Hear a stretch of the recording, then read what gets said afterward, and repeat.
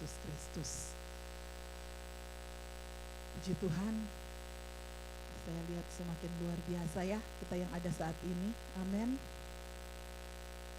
Ada yang perlu bantu doa, ada yang berbeban berat, ada yang letih lesu. Yesus bilang, marilah datang kepadaku kamu. Ada Tante Yulin letih lesu, itu Yesus sendiri bilang, marilah kepadaku yang letih lesu berbeban berat. Ya karena Tuhan tahu ada. Iya, ya kan hidup kita dengan keadaan Petrus katakan bahwa udah masanya, di masa, bahkan Yesus pun mengatakan bahwa kita berada di dalam masa yang jahat. Haleluya, tetapi puji Tuhan kita semangat ya, Tante Yulin semangat. Haleluya, semua kita semangat dalam Tuhan karena Tuhan tidak pernah membiarkan kita. Haleluya. Puji Tuhan, inilah warga kerajaan Allah. Kita keluarga dalam Tuhan. Di tempat inilah kita harus menikmati berkat Tuhan, yaitu berkat sukacita, berkat damai sejahtera. Kita udah capek bekerja selang seminggu, kita datang ke tempat ini, ya marilah kita menikmati dalam rumah Tuhan.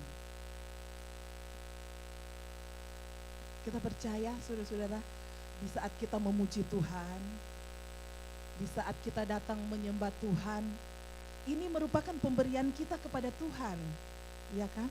Makanya kita nyanyi sungguh-sungguh. Kalau kita mau menyanyi, saya pernah, Bapak yang lama, saya pernah suara sampai habis dulu. Waktu saya ingat dulu, waktu di gereja lama sampai di basement berapa kali itu. Iblis bikin supaya, maksudnya suara, akhirnya saya, mau nyanyi nanti suara habis. Tetapi pada puncaknya udah berapa kali saya rasakan itu, saya ambil komitmen, Tuhan, saya mau beri suara saya bagi Tuhan, saya mau memuji Tuhan. Apapun terjadi suara saya, pokoknya saya memuji Tuhan. Saya ambil komitmen begitu, sampai sekarang enggak pernah. Dulu saya suka, itu suara habis.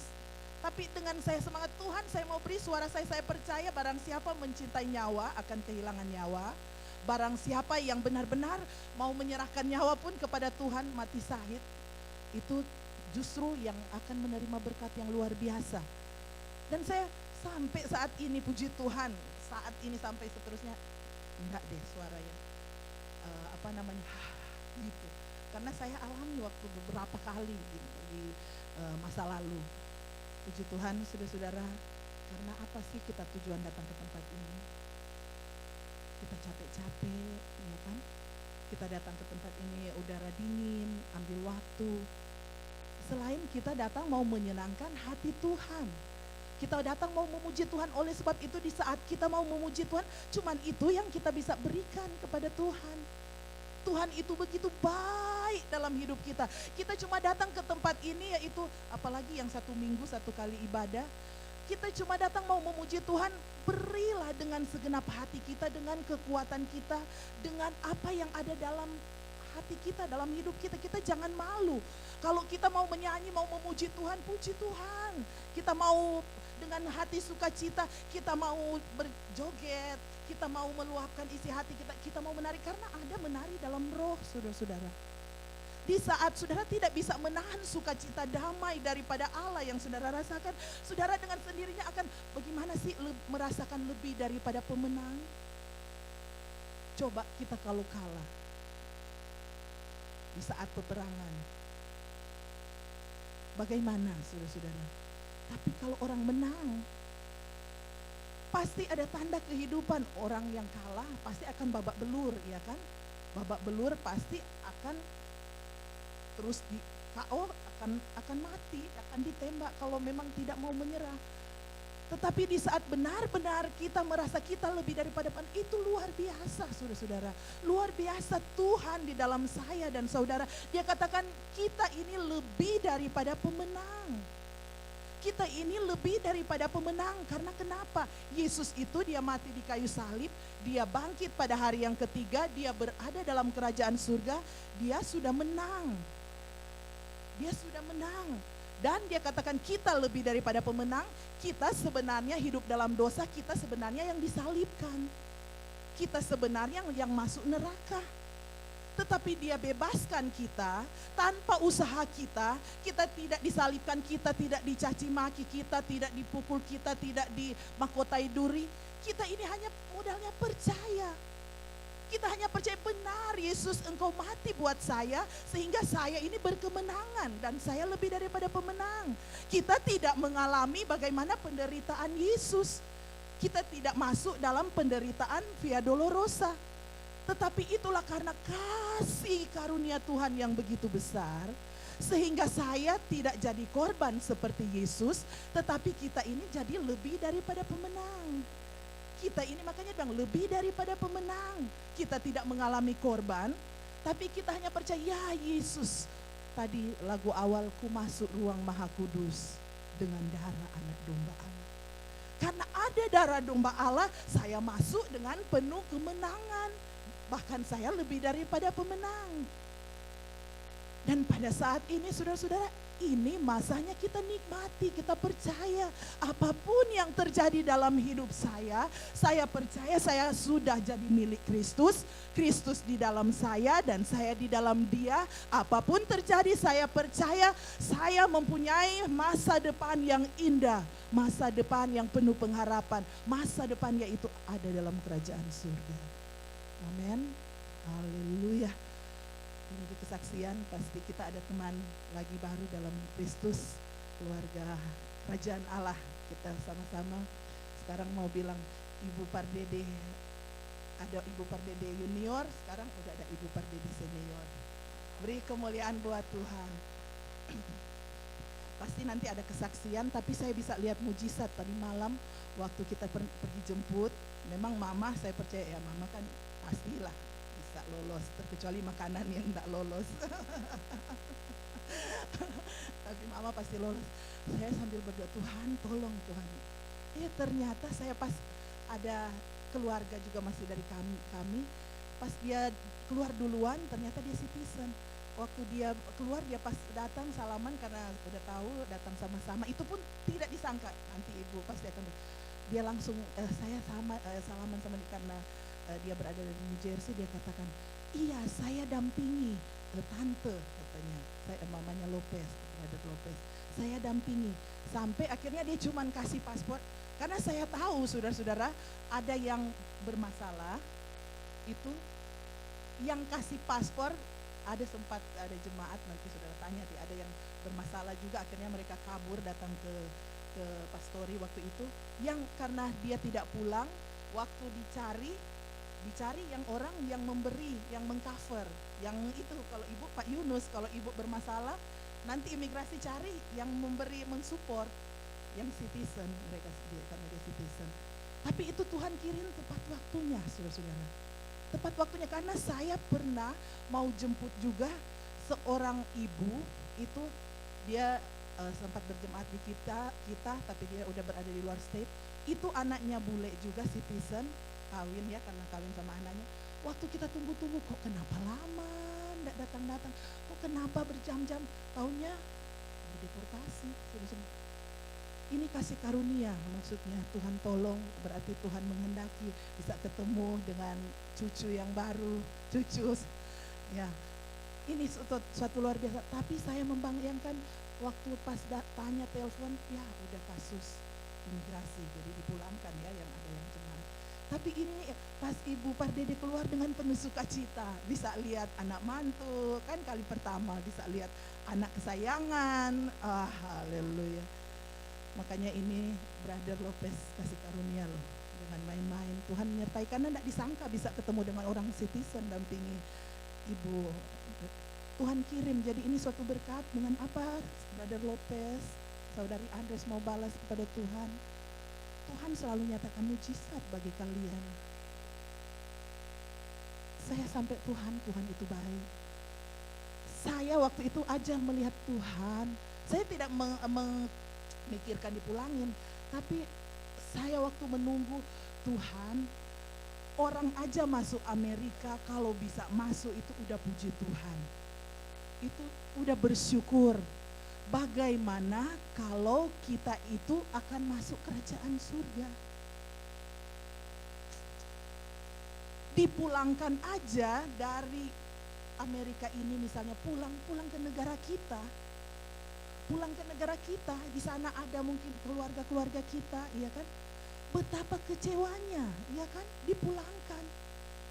Itu sampai ada yang nangis, pokoknya keluarga di waktu itu, keluarga di sini nangis, katanya mamanya nangis, seketika dipulangkan, udah di New York dipulangkan. Betapa kecewa, betapa menyesalnya tidak masuk Amerika. Apalagi kita, saudara-saudara, kita ini mau masuk kerajaan surga. Jangan main-main dengan keadaan yang ada. Penyesalan yang tidak terkirakan. Betapa menyesalnya, tangisan selama-lamanya, betapa selagi kita ada waktu. Makanya pergunakan kesempatan yang ada. Pergunakan kesempatan kita yang ada. Yang di Filipina, ya kan 10.000 ya, lebih yang udah korban.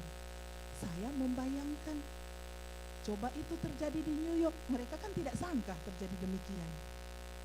Coba terjadi di New York, apakah saudara siap? Siapkah saya dan saudara? Mau tidak mau kita harus siap.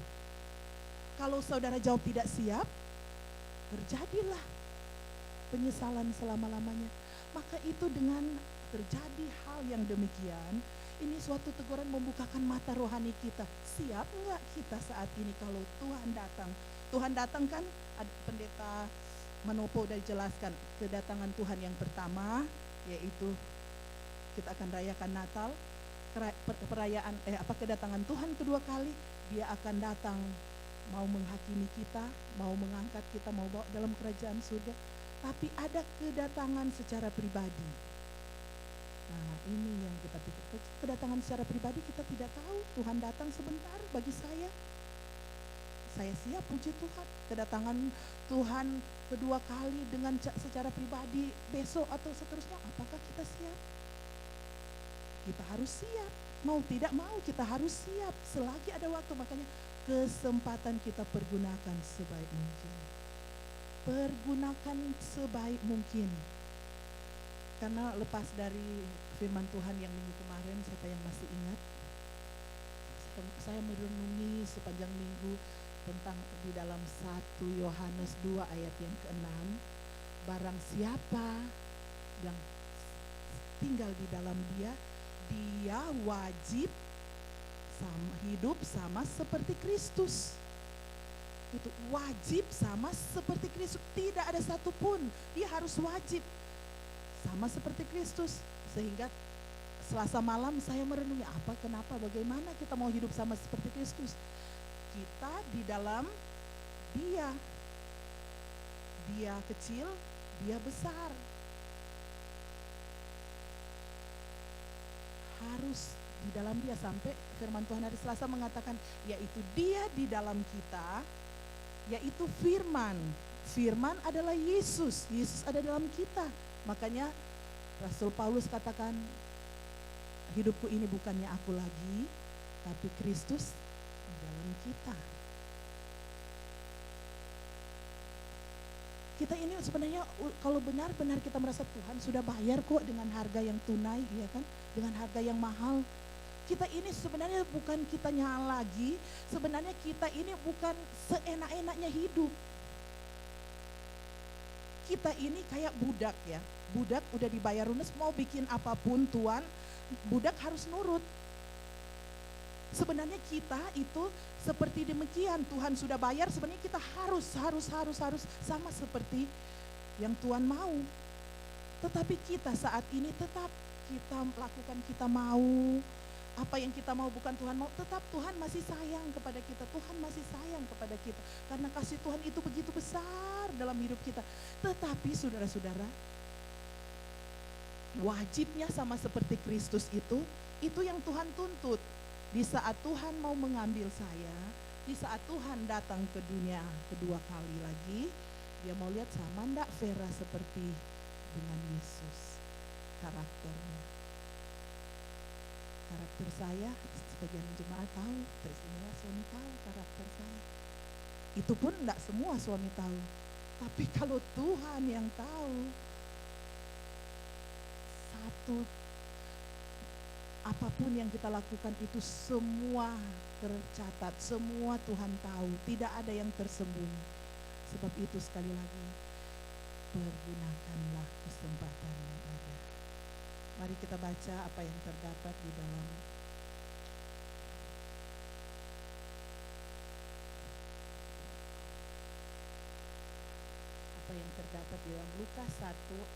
Lukas 4 ayat yang pertama sampai ayat yang ke-13. Ini kembali, sebelum kita membaca, kita percaya kita akan jadi sama seperti Kristus. Amin. Kita percaya, saya percaya, karena di sini barang siapa tidak diwajib sama seperti Kristus. Ini suatu pilihan. Kalau saya, jelas saya mau jadi sama seperti Kristus. Dan saya percaya pun saudara mau sama seperti Kristus. Amin.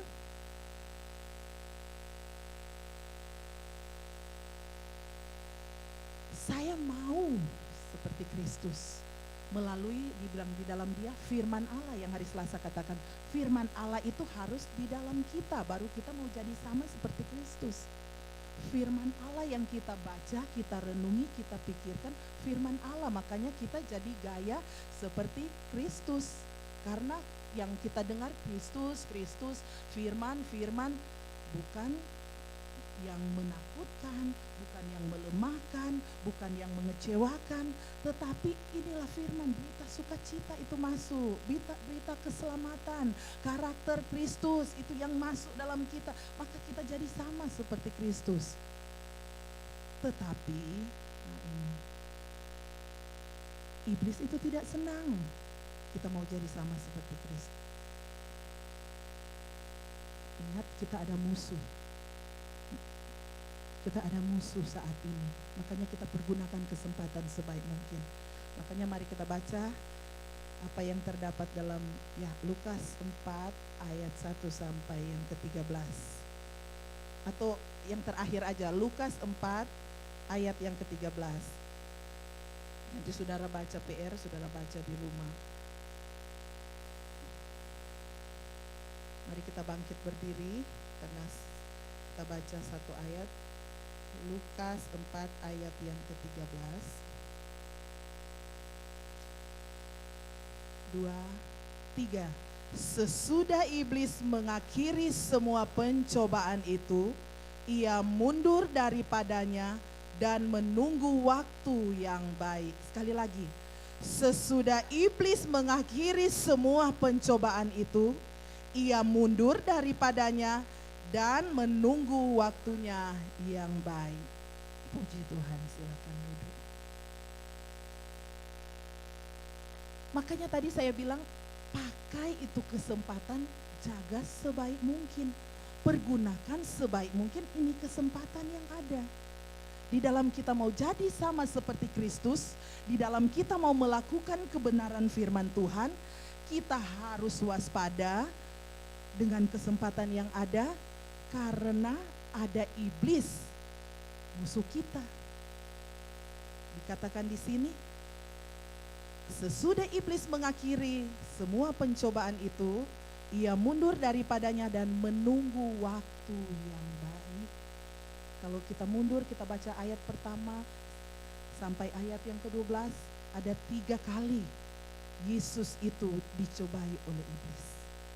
Pertama dia katakan, kalau kamu benar anak Allah, coba rubah ini batu menjadi makanan.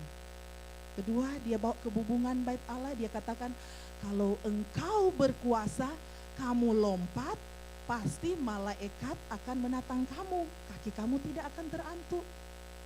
Yang ketiga, waktu dia bawa ke gunung, ke puncak, dia lihat, wah indahnya alam ini. Ini kata iblis, saya akan berikan kepada kamu, tetapi kamu harus menyembah aku. 3 kali, 3 kali saudara akan baca di rumah. Ibaratnya Tuhan Yesus aja iblis coba, apalagi cuman Vera, apalagi cuman saudara. sekali lagi iblis mencoba Tuhan Yesus aja yang sudah Allah. Dia tahu kealahan Allah. Dia berani datang coba, apalagi cuman Vera, cuman saudara. Ya. Yesus aja iblis coba 3 kali, apalagi saya dan saudara.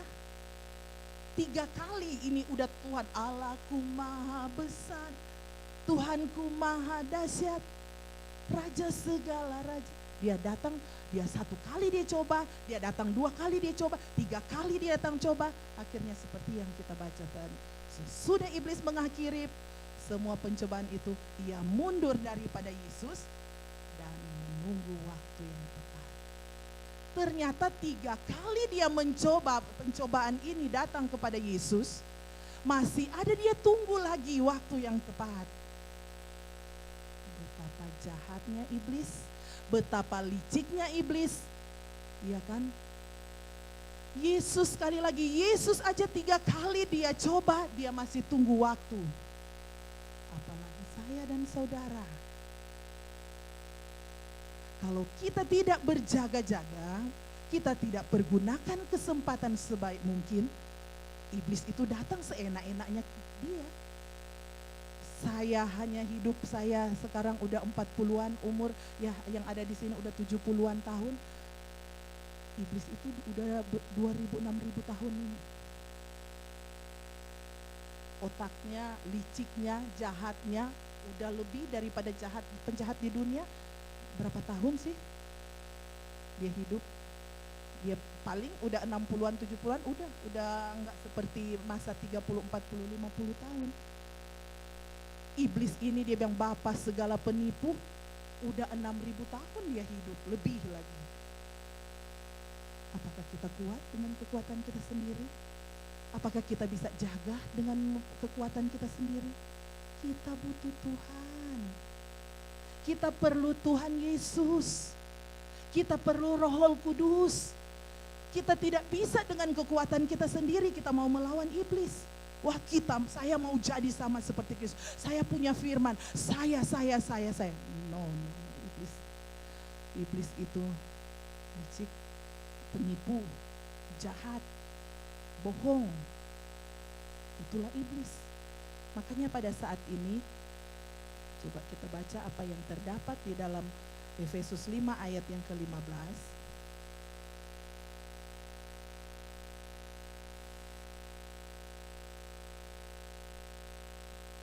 Efesus 5 ayat yang ke-16 mengatakan, karena itu perhatikanlah dengan saksama bagaimana kamu hidup. Janganlah seperti orang bebal, tetapi seperti orang arif. Karena itu perhatikanlah dengan saksama. Perhatikan. Kebanyakan orang suka perhatikan orang lain, ya kan? Oh, dia begini-begini. Tetapi firman Tuhan mengatakan, perhatikanlah dengan saksama bagaimana kamu hidup. Saya hidup, saya introspeksi, harus introspeksi diri saya. Dari saya berjalan, iblis tidak senang dengan hidup saya harus introspeksi. Saya harus lihat bagaimana cara saya hidup. Benar nggak sesuai firman Tuhan? Benar nggak saya pertahankan hidup saya ini supaya tidak kena pencobaan jerat daripada iblis? Kita perhatikan, yang tahu kok cara hidup kita adalah kita. Kita bisa berdusta, kita tahu. Kita bisa melakukan yang jahat, perbuatan daging. Kita bisa melakukan yang di luar sana tanpa suami tahu, tanpa istri tahu. Kita yang tahu, kita perbuat. Makanya kalau kita mau seandainya ya di dalam nama Yesus tidak ada, kalau kita mau masuk neraka, ibaratnya ya, ini kita enggak. Tidak ada satupun yang dapat mau menyalahkan Allah. Orang yang ada di neraka tidak ada yang bisa menyalahkan Allah. Oh Allah tidak tolong, oh Allah itu kok jahat, kok buat neraka, kok Allah itu mengirim saya di neraka, kok ini Allah itu dari awal dia menciptakan manusia itu serupa dengan gambarnya. Serupa dengan gambarnya supaya mau jadi sama seperti dia. Firman Tuhan dia udah kasih kepada saya dan saudara. Dia sudah suruh lagi, hei kamu harus perhatikan kamu punya gaya hidup secara saksama. Teliti apakah sesuai dengan aku, sesuai dengan firman Tuhan atau bagaimana. Hidup seenak-enaknya dengan diri sendiri atau gimana. Hidup yang tidak berkenan kepada Tuhan atau gimana. Karena dikatakan ayat yang ke-16, dan pergunakanlah waktu yang ada karena hari-hari ini adalah jahat. Hari-hari ini, hari sekarang ini adalah hari yang jahat. Makanya Tuhan siapin itu surga. Karena tempat kita bukan di tempat-tempat yang jahat yang ada di dunia ini. Meskipun tadi saya bilang masuk Amerika itu begitu sulit. Masuk Amerika orang iming-iming, wah negara superpower ini enak, sampai ada yang hamba Tuhan datang, wah enak ya makan anggur di sini kok, beli seenaknya, beli $1 bisa dapat. Saya bilang mau beli daging $2 udah dapat, mau beli apa tuh di sini, wah melimpah makanan. Kita di sini mau pergi misalnya mengabarkan Injil, kita di sini enak-enak aja, tidak seperti di Indonesia. Mau bersaksi mau kemana, di sini aman. Indonesia di sana begitu sulit. Tetapi bukan hanya Amerika tempat yang terbaik. Dikatakan hari-hari ini adalah hari-hari yang jahat. Termasuk di Amerika pun hari ini adalah hari yang jahat. Kita telah dijanjikan Tuhan bahwa inilah tempat kita yang terindah, tempat yang baik. Jadi rumah kita di Amerika ini seindah-indahnya rumah kita di Amerika, seindah-indahnya kita punya keuangan yang banyak di bank, seindah-indahnya kita punya bisnis yang ada di Indonesia, seindah-indahnya kita punya karir yang ada. Dikatakan ini seperti tenda aja, kita camping. Kita camping, selesai camping bongkar lagi, kita pulang.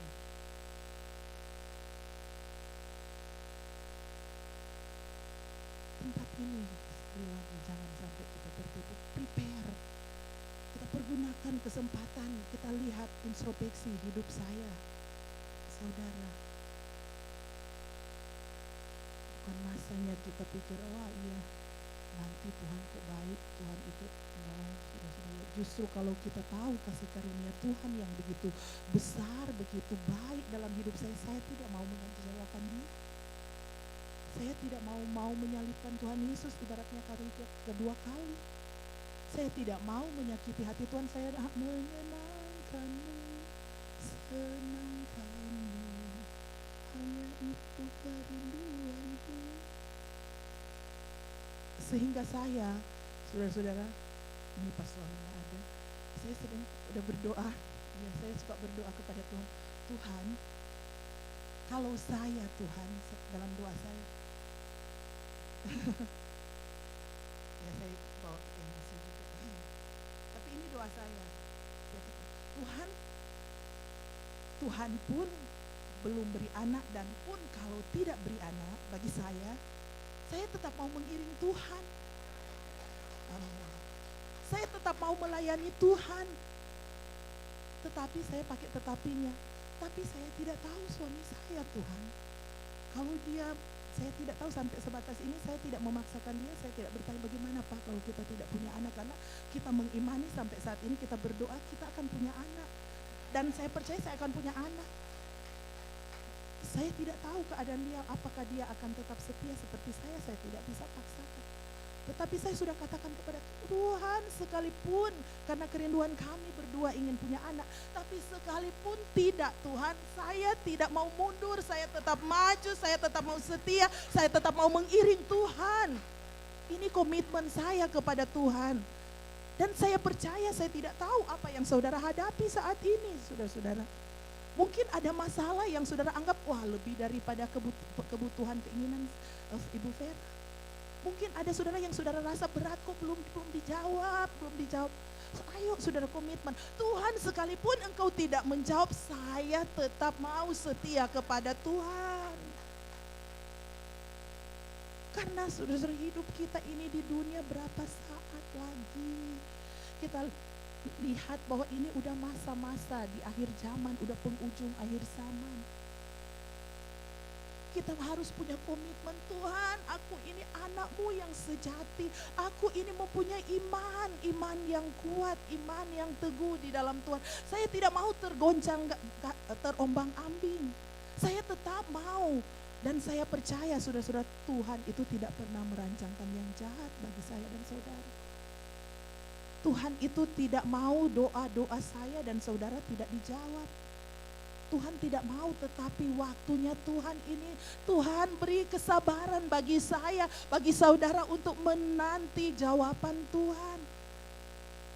Dikatakan 1 hari ya kan, bagi Tuhan 1000 hari bagi kita, 1000 tahun bagi kita. Kalau Tuhan bilang 10 menit lagi sayang, Spera 10 menit. Kalau kita 10 menit berapa tahun tuh? Kalau 10 kali masih puluhan tahun. Apalagi baru 1 detik, ya kan? 1 detik lah, 1 detik itu berapa tahun lagi itu. Jadi saudara-saudara kita pokoknya follow aja, ikuti aja. Apa Tuhan bawa di mana, amin, mensyukuri. Karena dibilang sekali lagi di saat kita mulai bersungut-sungut, nah itu antibodi kita keluar. Di saat kita mulai bersungut-sungut, penyakit datang. Karena pikiran. Tetapi di saat kita mengucap syukur, di saat kita berterima kasih dengan apa yang Tuhan buat, maka masuklah saat yang memberi kita kesehatan. Kesehatan Tuhan berikan hati, karena di dalam hati yang gembira adalah obat. Semangat yang patah mengeringkan tulang. Jadi kita ingat, mulai kita marah-marah kepada seseorang, saat marah-marah keluar. Jadi kanker, penyakit. Mulai marah-marah, ingat ngapain saya mau jadi sakit, jadi penyakit. Iya kan? Ada virus mulai keluar. Enggak mau, iya kan? Haleluya. Dia yang buat salah kok. Kenapa saya yang mau jadi sakit? Iya kan? Ini baru yang kelihatan dalam tubuh, apalagi di pemandangan mata Tuhan. Di saat kita membenci musuh, iya kan? Itu sama seperti pembunuh. Di saat kita menyimpan amarah, itu kita menyimpan racun. Tuhan bilang itu timbul kepahitan. Kepahitan akhirnya jadi pahit. Jadi bukan hanya saya yang alami. Kalau mengalami kepahitan, suami saya bisa dampak, jemaat bisa dampak. Iya kan, orang pahit pasti dia tahu nggak ini lagi satu, oh ya satu lagi, oh ya tahu, langsung menjalar kalau kepahitan, saudara-saudara. Kalau lagi ada emosi, suami biar udah istri ya kasih senyum biar mendapat duit. Mungkin Pak Hagai kasih duit, tapi kalau marah-marah iya kan pasti muka cemberut. Tapi Ibu Elika senyum terus ya Pak Hagai ya. Mau dapat berkat, tapi kalau lagi ada virus pasti marah-marah, ya kan? Saking mungkin suami sayang mau kasih berkat, udah capek-capek mau kasih berkat dengan sukacita, lihat istri marah-marah, jangkel lah.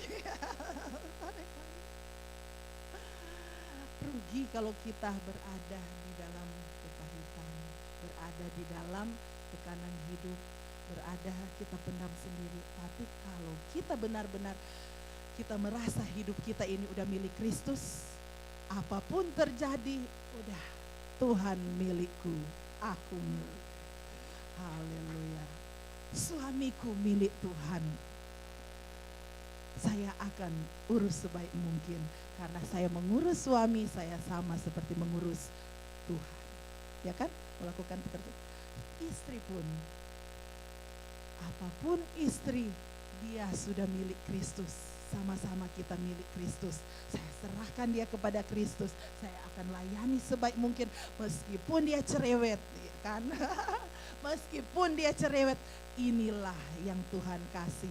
Saya mau lakukan seperti saya mengasihi Tuhan. Supaya enggak ada celah. Amin.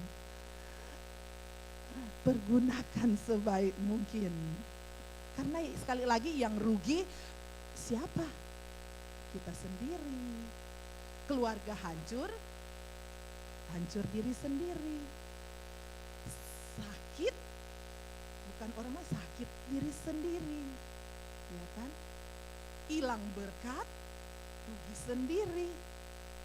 Padahal bukan karena apa? Karena marah-marah, hati yang cemberut, hati yang susah.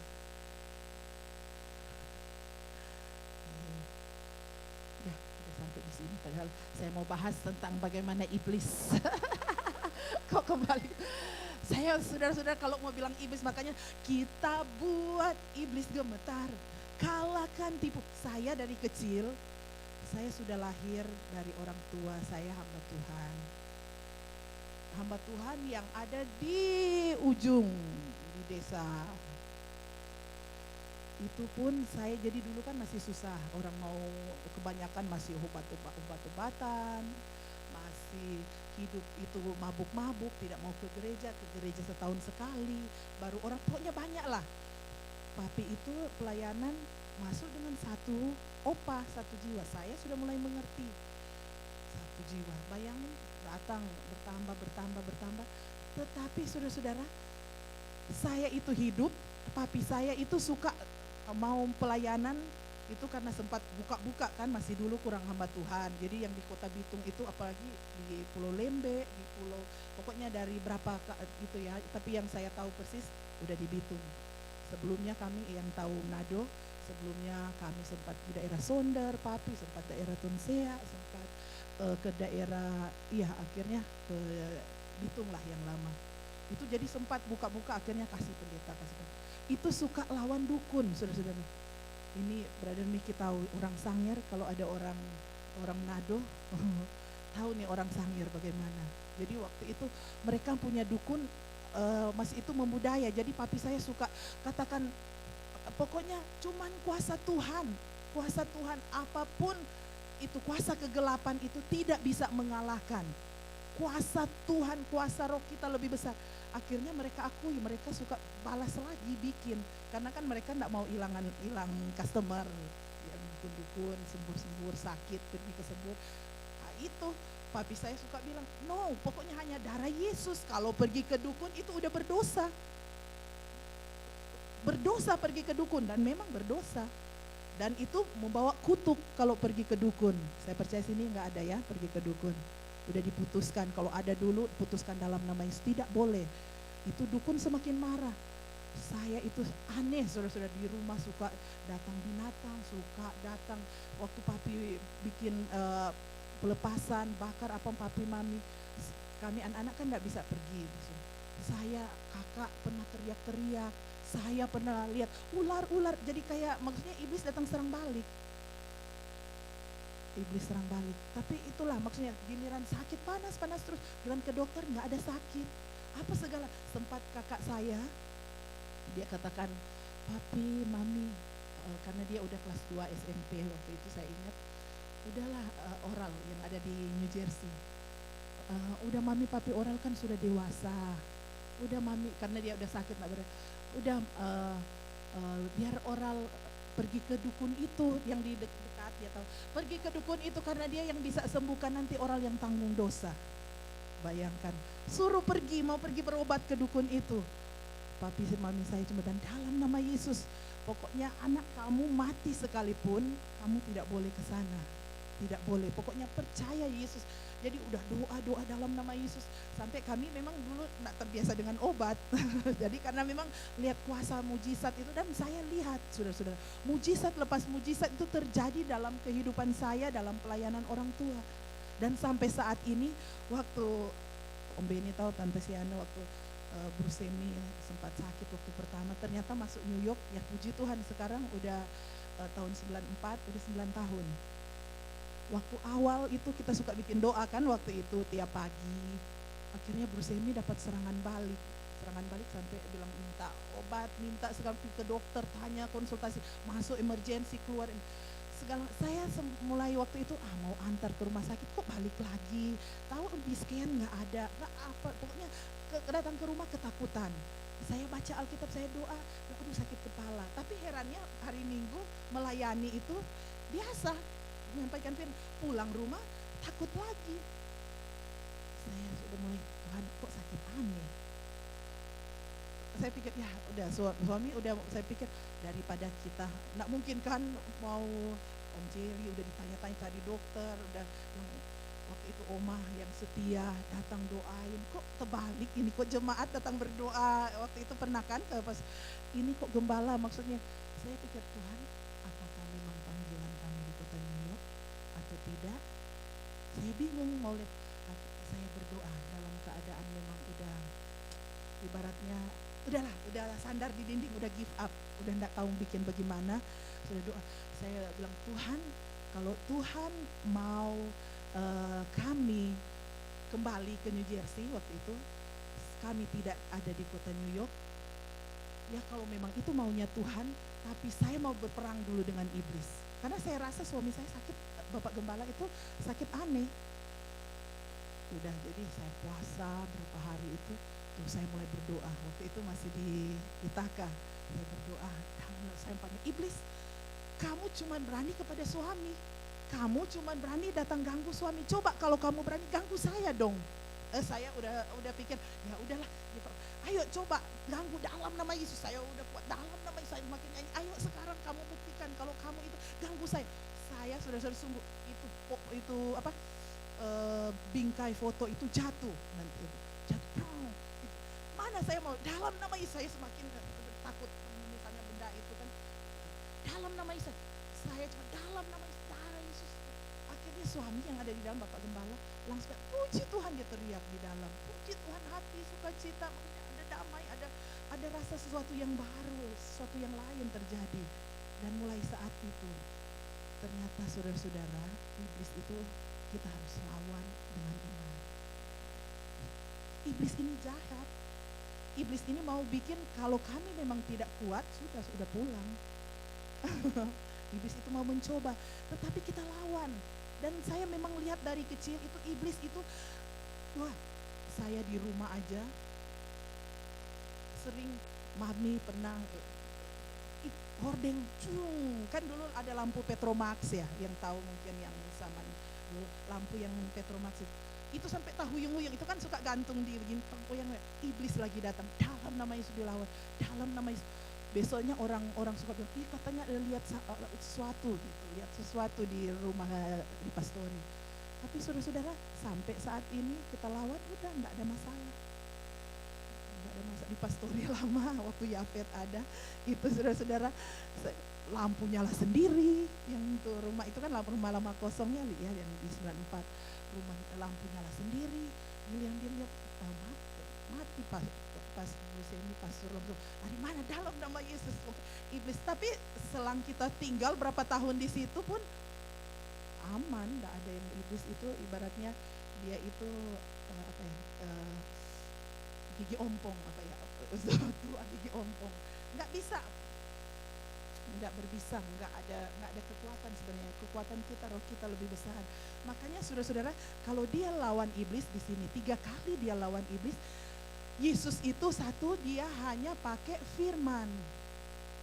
Makanya dikatakan mau jadi sama seperti Kristus harus tinggal di dalam dia, yaitu tinggal dalam firman. Kita pakai firman dalam nama Yesus. Kalau saudara mulai lihat anak saudara mulai aneh, saudara perkatakan bahwa roh yang ada di dalam anakku lebih besar daripada apa yang ada di dunia ini. Anak saya akan jadi luar biasa. Pengharapan yang ada di dalam Tuhan itu membuat anak saya sukses masa depan. Mulai iblis mau bikin supaya kita mau marah ke anak, perkatakan firman. Jangan kita jadi marah-marah lagi, kasihan, atau kita pukul sekeras-kerasnya. Kita nasihati iya, tetapi kita perkatakan firman, anakku kamu menjadi anak yang luar biasa. Roh yang ada di dalam kamu adalah roh Allah yang menjadikan engkau anak Allah. Kalau kita lihat bisnis kita atau pekerjaan kita mulai, enggak, dalam nama Yesus saya percaya Tuhan akan menjadikan saya kepala bukan ekor. Saya bukan semakin turun tapi semakin naik.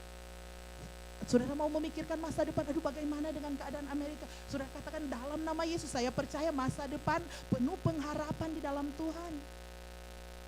Firman yang keluar. Karena kita mau jadi sama seperti Kristus, firman itu ada dalam kita, maka firman yang keluar. Firman itu keluar. Di sini dikatakan, jadi hidup Yesus itu hanya pakai firman. Manusia hidup bukan dari roti, tetapi dari firman. Iblis tahu, saudara-saudara, waktu dia mau menggoda, pencobaan dikatakan Yesus itu dalam keadaan puasa 40 hari. Dia bawa ke padang gurun. Baru Yesus itu, kalau baca, Yesus itu penuh dengan roh Allah. Jadi kejadian itu. Jadi saudara-saudara, saya mau ambil kesimpulan bahwa Yesus berkatakan itu, kamu hidup bukan dari roti, dari firman Allah, karena iblis tahu kelemahan kita. Dia pikir, dasar iblis kan berarti bodoh dong iblis. Dia tahu kok iblis ada, Tuhan itu adalah Allah, ngapain mau tawarin roti, iya kan? Kalau kita, saya, saudara mungkin tawarin berkat roti, ya mau. Tuhan kok bisa aja dia mau bikin roti jadi, ada makanan langsung jadi. Iya kan? Tapi inilah Tuhan Yesus, dia tidak terpancing, dia tidak dapat berbuat dosa. 3 kali dicobai, Tuhan coba bilang, firman Tuhan, perkatakan firman. Jadi hati-hati saudara-saudara, iblis itu mau menawarkan kepada kita yaitu roti, makanan tubuh, makanan jasmani, perkara jasmani. Iblis mau datang menawarkan kita, kita mau tergoda enggak dengan perkara-perkara jasmani yang ada di dunia ini. Kita mau melakukan sesuatu yang iblis kata, sesuatu yang tidak berkenan, melawan firman Tuhan, kita mau lakukan enggak? Inilah pencobaan yang kita Tuhan beri, yang iblis mau sodorkan di akhir-akhir, di waktu-waktu yang jahat. Mau beri perkara-perkara jasmani. Saudara harus lawan, tidak, firman Tuhan ada di dalam saya ada dalam, perkatakan sekali lagi firman. Kedua, iblis datang ke bubungan, dia bilang, jatuhkanlah dirimu. Iblis mau tawarkan kepada Yesus itu, kalau kamu jatuh pasti iblis, malaikat akan datang menatang kamu, kaki kamu tidak. Dia kasih menunjukkan bahwa ini nih, saya punya kuasa. Kalau kamu benar-benar berkuasa, kamu harus jatuhkan diri. Sekali lagi, Yesus tidak terpancing, Yesus tidak berbuat dosa. Yesus cuma katakan, pergilah kamu, ya kan, dia usir. Karena yang layak ditinggikan, disembah adalah Tuhan. Dia tidak membalas, oke, saya bisa juga. Melihat begitu kan, kalau kamu bisa jatuhin tubuhmu ke bawah nanti. Iya, saya bisa. Orang namanya Tuhan. Tapi apakah dia seperti Tuhan, terpancing dengan perkataan? Meskipun Yesus itu bisa, tapi dia tidak hiraukan. Dikatakan enggak level. Kita pun, saudara-saudara, orang bisa tawarin kekuasaan bagi saya dan saudara dengan cara yang jahat, dengan cara yang tidak benar. Diberikan kekuasaan, diberikan mungkin jabatan, diberikan fasilitas bagi saya, dan ini iblis, saudara-saudara. Waktu saudara buka yang ada gereja setan yang di Manado itu, yang dia bertobat, waktu dia ditawarin orang ini bertobat, dia kasih kunci loh. Dia katakan, kamu akan dapat rumah mewah, kamu akan dapat, kalau saudara nanti lihat di YouTube, dapat kunci mobil, dapat rumah mewah disodorin asal kamu ikut aku. Ini yang gereja setan yang bertobat. Apakah hal yang demikian kita terbuai? Kalau itu dari iblis. Amin, bagus Tante Yulin. Iya, jangan kita terbuai, namanya kalau kita lihat itu tidak benar, iya kan? Tante Yulin luar biasa.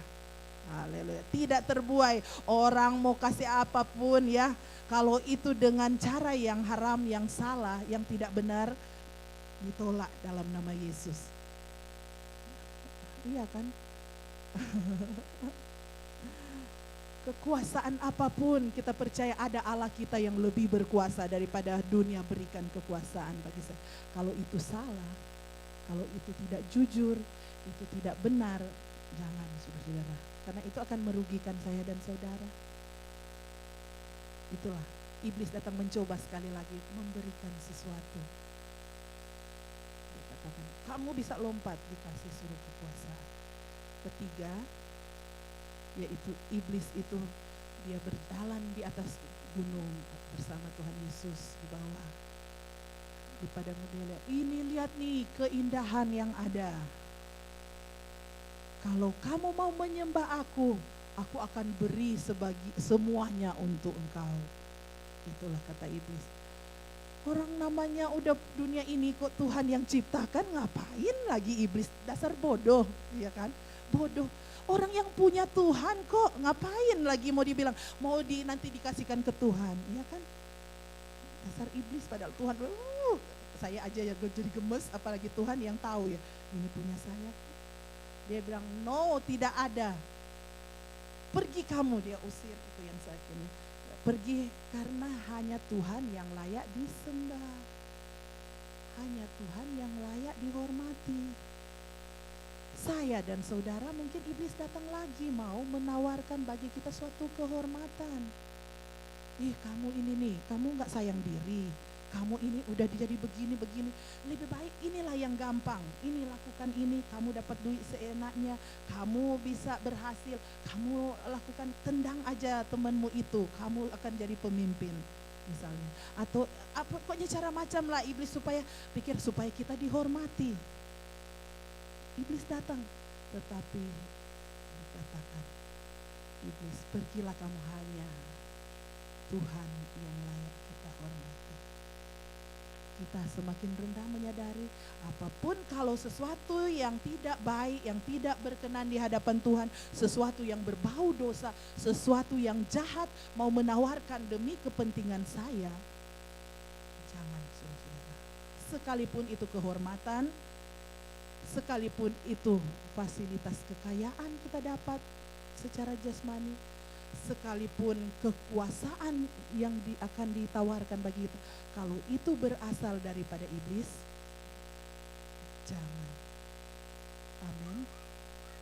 Karena ini yang dunia inginkan. Dunia cari yaitu kekayaan secara jasmani, kekuasaan secara jasmani, kekuasaan, kehormatan.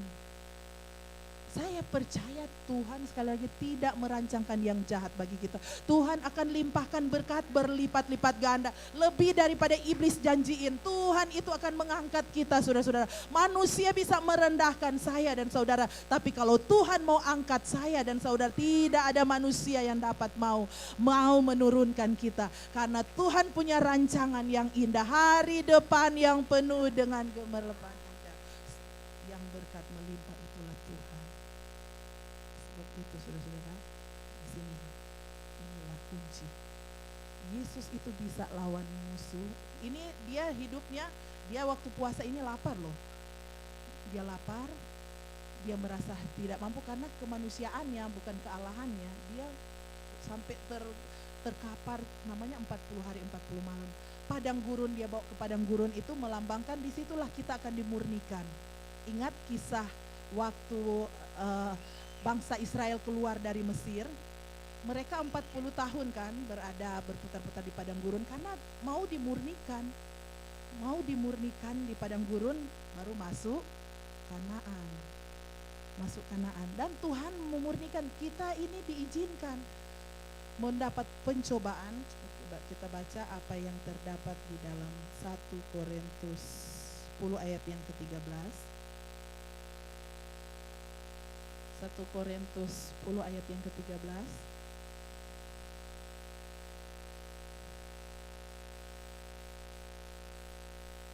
Sebab itu siapa yang menyangka bahwa ia teguh berdiri, hati-hatilah supaya ia jangan 1 Korintus 10 ayat 13.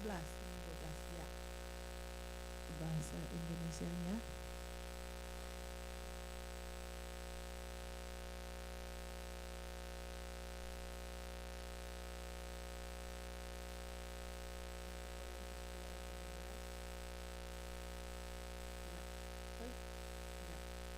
pencobaan-pencobaan yang kamu alami ialah pencobaan-pencobaan biasa yang tidak melebihi kekuatan manusia. Sebab Allah setia dan karena itu Ia tidak akan membiarkan kamu dicobai melampaui kekuatanmu. Pada waktu kamu dicobai, Ia akan memberikan kepadamu jalan keluar sehingga kamu dapat menanggungnya.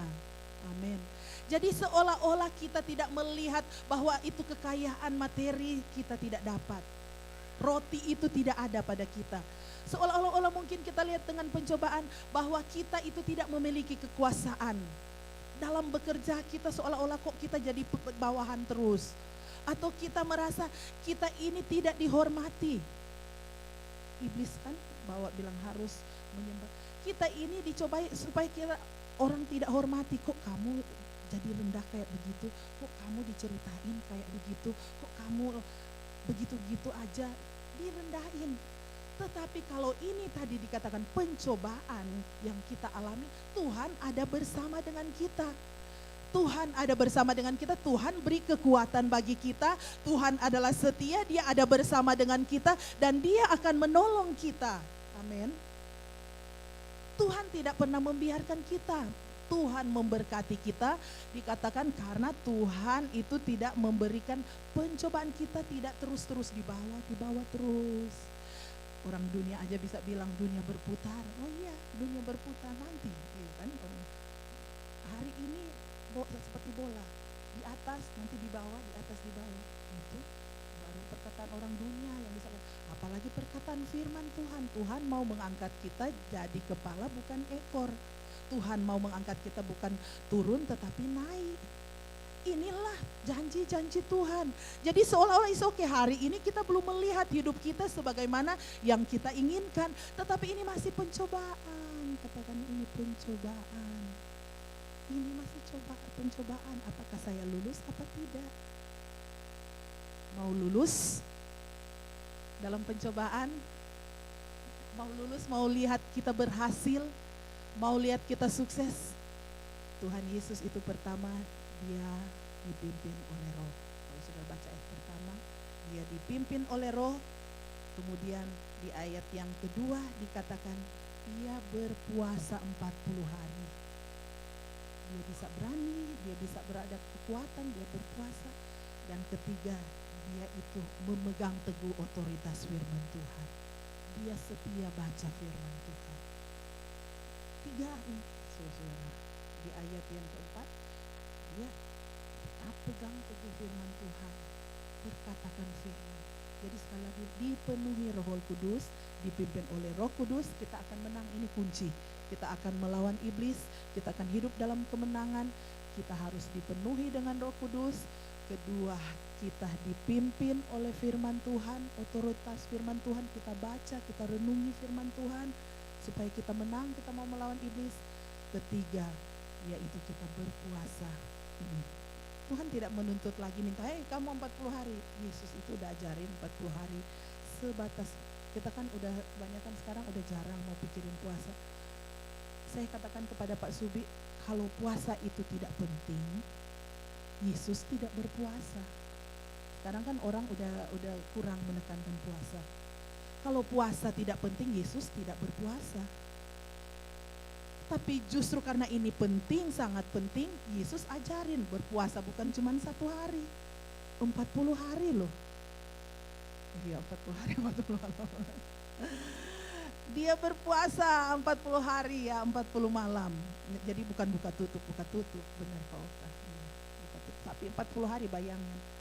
Karena ini kuncinya, kita mau menjadi sama seperti Yesus. Kita ikut dong role-nya Tuhan, maunya Tuhan. Tuhan lakukan itu, Yesus lakukan itu. Itulah karena itu yang kita akan alami dan akan jadi dalam hidup kita. Kita mau jadi sama seperti Kristus.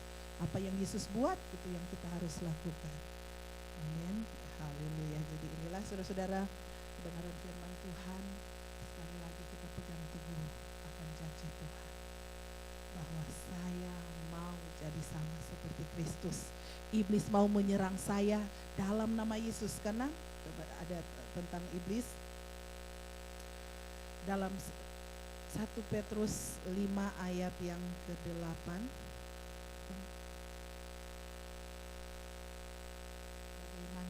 siasat iblis.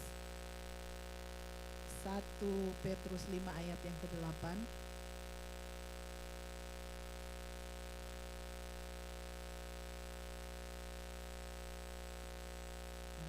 1 Petrus 5 ayat yang ke-8, sadarlah dan berjaga-jagalah, lawanmu si iblis berjalan keliling sama seperti singa yang mengaung-ngaung dan mencari orang yang dapat ditelannya.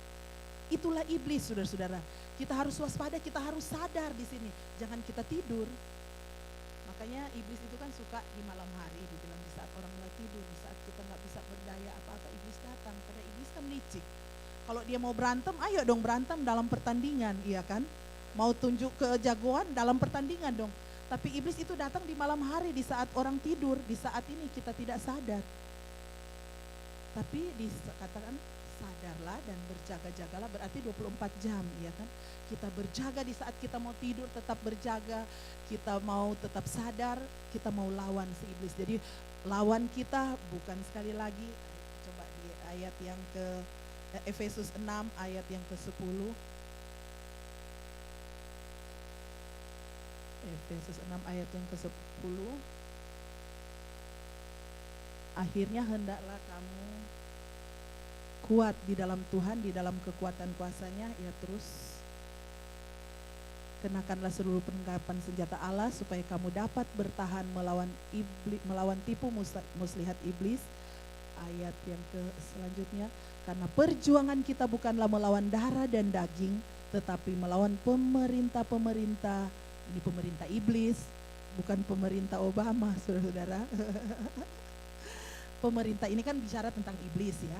Jadi melawan pemerintah-pemerintah. Jadi ini pemerintah nih. Pemerintah berarti dari pusat sampai ke bawah. Jadi ini pakar-pakarnya nih, pemerintah. Baru melawan penguasa ini di bagian daerah, penguasa. Kemudian melawan penghulu, ini penghulu tua-tua kampung, tua-tua suku, tua-tua pokoknya penghulu. Kemudian melawan roh-roh jahat di udara. Ini roh-roh jahat di udara. Ini di mana-mana roh-roh jahat di udara. Ini yang harus kita waspadai. Karena kenapa roh-roh jahat di udara? Satu kali lagi, Matius yang ke-7 ayat yang ke-15. Matius 7, Injil Matius 5 ayat yang ke-17. Inilah sifat iblis yang harus kita jaga pada akhir zaman ini supaya kita bisa bertahan. Waspadalah terhadap nabi-nabi palsu ini. Jadi nanti ada roh jahat termasuk nabi palsu nih, roh jahat. Jadi nabi-nabi palsu yang datang kepadamu dengan menyamar seperti domba, tetapi sesungguhnya mereka adalah serigala yang buas. Nanti akan datang kelihatan kayak malaikat, domba, ya kan? Tapi ternyata dia jahat. Perkataan manis didengar, padahal jahat. Kita akan mendengar sesuatu, melihat, oh ya dia baik. Kalau kita tidak waspada, kita akan terjebak. Karena itu ternyata seperti namanya iblis, ya kan, setan. Dia serigala nih, serigala yang buas mau menerkam saya dan saudara.